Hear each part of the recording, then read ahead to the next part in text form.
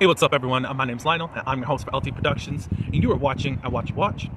We are covering what I said that I would promise to do. I am now caught up on The Real Housewives of New York. So, I'm going to give you a synopsis of everything that I was seeing from watching episodes 6 through 12. Yes, it's a lot. I appreciate everyone for coming to my channel. Happy New Year to you all. Please like this video and also subscribe, and you can leave your comments below if you are still watching. For the ones that are coming to watch this review recap, thank you. I know a lot of you are disinterested. I understand, but let's get into it. Okay, so as I was saying, I did watch everything for over these past few weeks, past few days. How I feel about what I've watched, I somewhat feel like social media has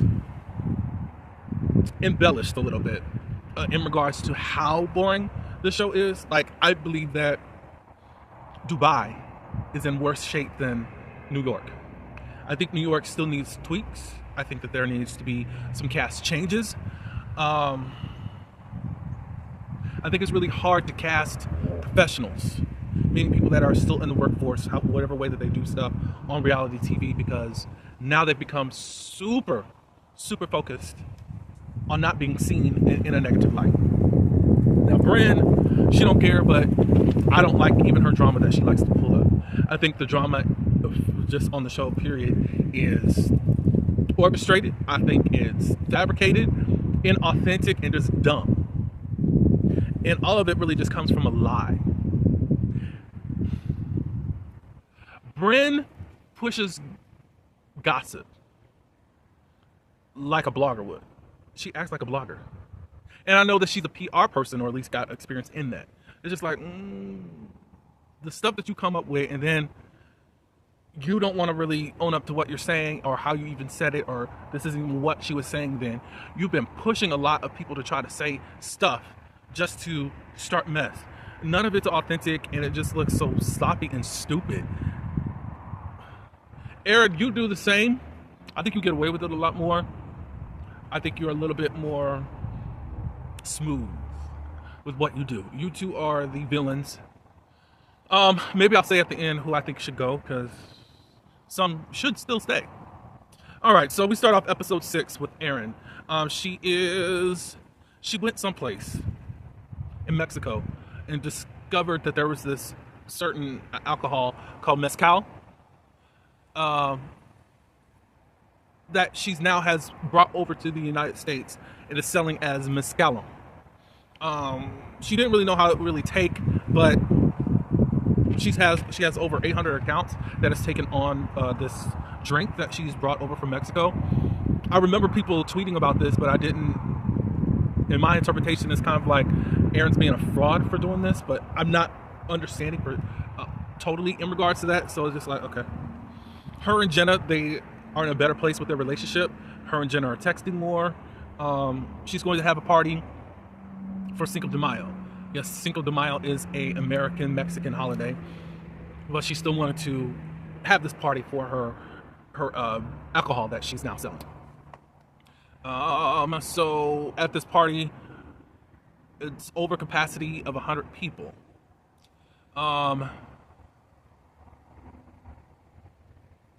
Ubasai and Erin are there. Brynn is mad, and I can't remember what she was mad about. I probably remember. Erin's mom is here. She's going to be moving in her mom because now she's going to be going through chemo, and she just doesn't want her mom to suffer the way that she just wants somebody to be there for her. She wants to be there in close contact just in case anything happens, basically. Brynn, of course, is flirting with Erin's dad. Jessel arrives. Jessel comes into the group and says, "Ooh, somebody kind of smells bad. It kind of smells like onions. Is it you?" And I think she was talking about Erin. It's kind of smelling bad. Oh, Brynn takes light because remember in the last time that they did their wedding vow renewal, Erin and Abe, they have a business partner. Back in the day, Erin and him actually had sex. I don't think they had a relationship or whatever, but they are a business partner. And they was like, ooh, how is that for comfort? Da, da, da, da, da. And they was wondering how long all these speeches were going to take because of how it was last time. Jessel and her mother, they have a manicure. Now that she's let her mom know in regards to how she conceived her twins through IVF, they're saying, hey, I really want to have a girl. And Jessel was like, we got to hire a night nanny. How about Pavitt? Pavitt has not really been interested in it, and his end result, or how he likes to say stuff and tries to get her off her back, basically, is to say, we'll see. So she said, I think we need a therapist so that they could teach us how to communicate with each other. I think they've been together for like 12 years or so. Later on, she speaks with Pavitt about the therapy thing, and he says, okay, cool, I can find the person. And she's like, what do you mean find the person? I can go find him. Like, let him kind of like participate in this marriage, Jessel. I don't want to say you're controlling, but it's the way that you kind of deal with him sometimes that it doesn't feel like you both respect each other. I was just going to say you don't respect him, but he don't really respect you like that in a way. It's a weird situation between y'all sometimes. Of course, they go to a restaurant.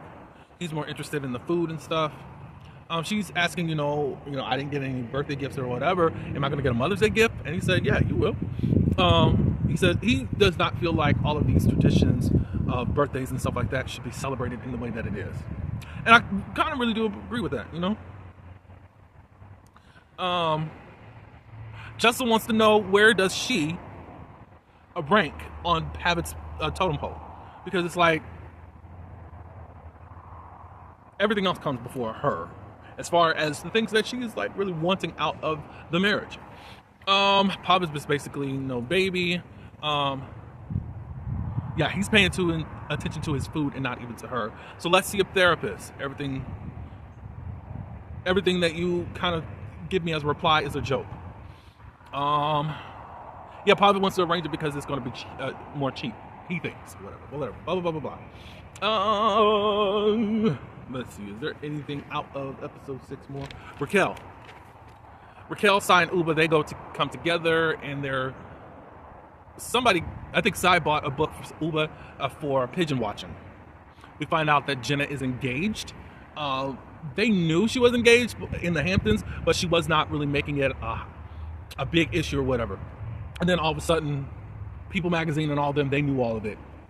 And they were just trying to figure out what's going on with all that stuff. And they're wondering about, is there a real financial dilemma or not?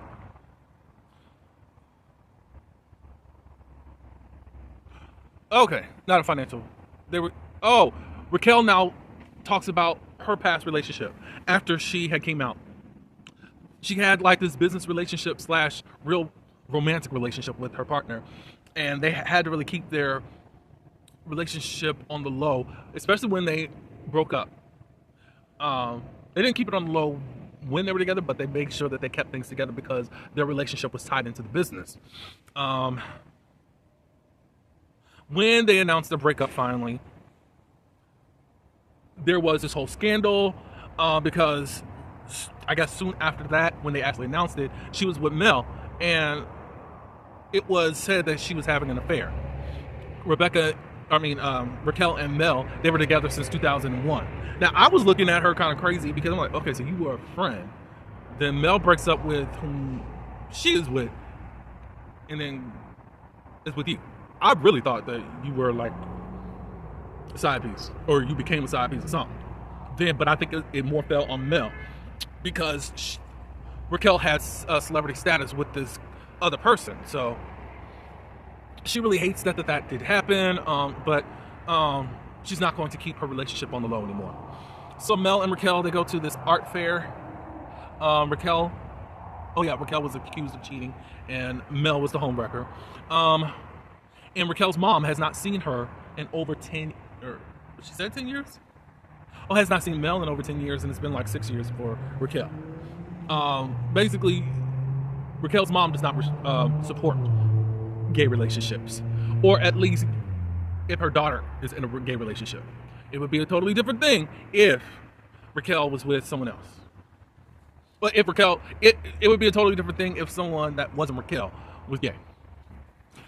Okay, so Bryn talks with Darius, her brother. She's working on an app. I forgot what it was. It was like some type of dating app or whatever. She works sometimes in New York and sometimes in London. As we're getting a little bit more into what Bryn has going on, because she has been quite absent, in my opinion, from everything, as far as giving authentic story. She did give a story concerning her background as a child, but we don't even know what she was doing now. Before, it was about being a publicist, so I'm lost that she's into tech too, but whatever. So I guess she does have some money, because we find out in another episode that she's harvesting her eggs in London. I said, okay. Of course, she's crying to Darius about how the women are treating her, and basically she knows that she's going to have to try to be the bigger person in whatever she's feeling. There's Uba inside, whatever. I think that was it for 6. Now on to 7. Aaron and Rebecca, they meet up. I believe she could not come to Aaron's thing because she had an award show. It's an accessory award or something like that. She brings up Bryn Shade. Bryn was talking about, oh, I didn't know that you get awards from working at Nordstrom Rack. And I don't even know what all Rebecca does, but I know that she's a celebrity or whatever. But Bryn always has the slick shade to say towards her. But Aaron was like, no, she is running this $100 million company. Don't do that. So Aaron just asked her in a mature way, what is it about your religion? You're Jewish and you're also a Scientologist. What is going on? She says, I have my Jewish faith. For Scientology, it's kind of a backup for more answers that she is wanting. And what she gets out of Scientology is that she gets tools to help her. She ended up going into Scientology when she was 18 years old. And that's what she uses it for. To me, I feel like that was a great enough answer for me. We know all of the scandiculous stuff, but if you're not participating in that, and if you're not having the same experience, not saying that it's not bad someplace else, but why can't that be the answer? Why is she supposed to be the one to crack the Omega code concerning this religion that she does not participate in? And she says, if you want to know more, go read a book. So Aaron says that in her confessional that she knows too much about Scientology. And I think that she knows John Travolta, and she was told all this stuff, and she just refused when the interviewer was asking her stuff in her confessional about what she knows. But again, I don't have any problems with her. This is what she says she gets out of it, and that's just that. Y'all act like she's hand in hand with the co-conspirators, and it's not like that. Uba. She met with someone to kind of decorate her boyfriend Oliver's place that he's got. She wants to add color there. He lives in Greenwich, Connecticut. And the boyfriend wants her to come live with him full time. She said she doesn't know because she still loves New York. And possibly will just have both places. I don't know. I felt like that was just a scene to have a scene. To say Uba got a man. Sai and her daughter London, they visit Rebecca at her office. And she got to look around at a lot of Wicked-inspired items that her company is selling. I don't know if you guys have watched Wicked. It's been out for over a month, but I've seen it 11 times and have fallen so in love with it. I love it. I went to a lot of the movie screenings and went to 2 sing-alongs. It's all about if you love musicals. I'm a choir nerd, so hey, that's just my forte. That don't have to be your forte. I do encourage people to watch it because there's a lot of message that you can get out of it, and it's quite prophetic as to the times, as to what we're dealing with now. And the book was written back in the early 90s, or the mid 90s, and turned into a musical play in 2000 or so, right before 9/11. And it's so prophetic for even now, 25 years later. London got to take home a purse. It was some name brand, I forgot what it was. Jessel and Bryn and Aaron. Oh, this is what we learn about Bryn. She works in tech 3 days a week and travels to London. Bryn lies on Jenna, saying that Jenna was calling Jessel a basic beat. And that's not how it was. We see all of these flashbacks, and it's basically Bryn is trying to coerce Jenna and trying to manipulate her to try to call Jessel a basic beat. That's like when she was hanging with Jessel after Jessel became the fan favorite. I was like, you just using that girl, and you have no respect or to like her. Jessel, get away from her, because she is so stupid. I do not like that girl. I think I got everything. 7777777. Also, Aaron tells Jessel, and I think Bryn too, at the same time, that Rebecca is pregnant. And they were like, who's the dad? As some type of joke. And Aaron says, well, that's the funny thing. She doesn't know. She had a wild night. They got kind of this open relationship, her and her husband. She slept with someone else, so she doesn't know who the baby's father is. Bryn was like, wow, you can't really trust the quiet ones. It's the loud ones that you guys really focus on. I'm a loud one, and I'm a prude. You're a prude, but you make all of these sexual innuendos. And you gay bait a lot. And I think Jenna keeps you around because she does find you attractive. But I do find you to be quite cringe in what you're doing. And I want to be a lesbian. Shut up. Raquel and Mel, they go to a gay bar, and they have invited Aaron and Abe. These couples seem have to gel together, and they're really a phenomenal bunch to actually watch, and they bonded really well. Abe has a girl crush on Mel, and they ended up calling him Gabe, as like the gay straight Abe. Abe even mentioned or confessed in his confessional, look, in college I was attracted to this guy, and for a while I was questioning my sexuality, like, am I really into boys or whatever? And he said he almost kissed the guy. I thought that was really forward thinking and an interesting confession, because men can't do that. Women can do it all day and not be judged whatsoever. But men have any type of thoughts. I mean, there's so many rules that men have to go by and make sure that you don't step on anyone's toes to not look like you were gay.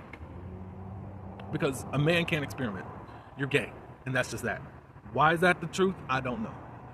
Or why is that Bible in this whole patriarchy? I don't know. Raquel says her gay awakening, she was just about to get a divorce, or in the middle of getting a divorce, or whatever. And she watched the L Word. From that point, she had to really question herself and to really be honest with herself as to what she wanted. I understand how she felt.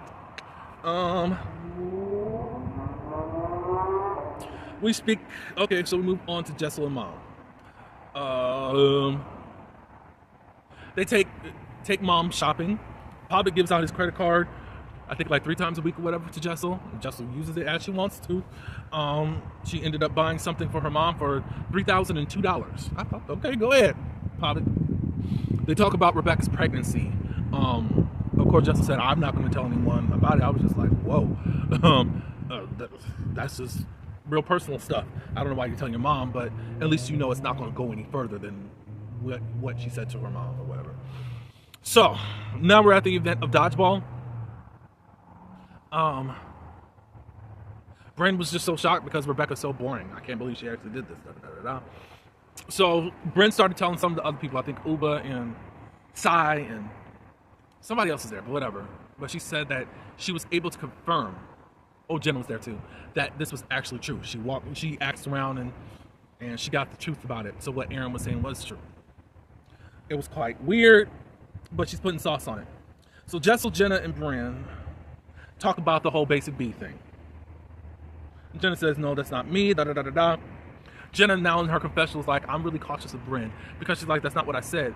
And I actually said I have to think about it. And basically she's trying to get you off the phone and stop this stupidity. Instead of Jenna just saying, stop this mess, she ended up trying to be nice about it. Because right now you need to start cussing her out. I think Rebecca ends up coming at the end, and then there's a silence. I think Uber came, and she was in heels for whatever reason. I don't know why. But basically, it was a cliffhanger for episode 8. So I talked enough for episode 6 and 7, and I'm going to get through 8 through 12 in the next video.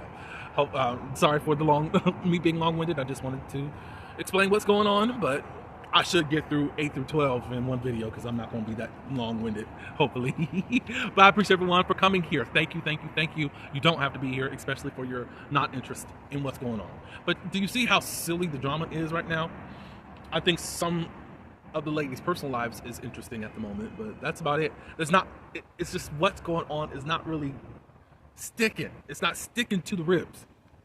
It's kind of like coming out like diarrhea. And I'm sorry to get explicit like that. Hopefully you're not grossed out by me. So tune in for more.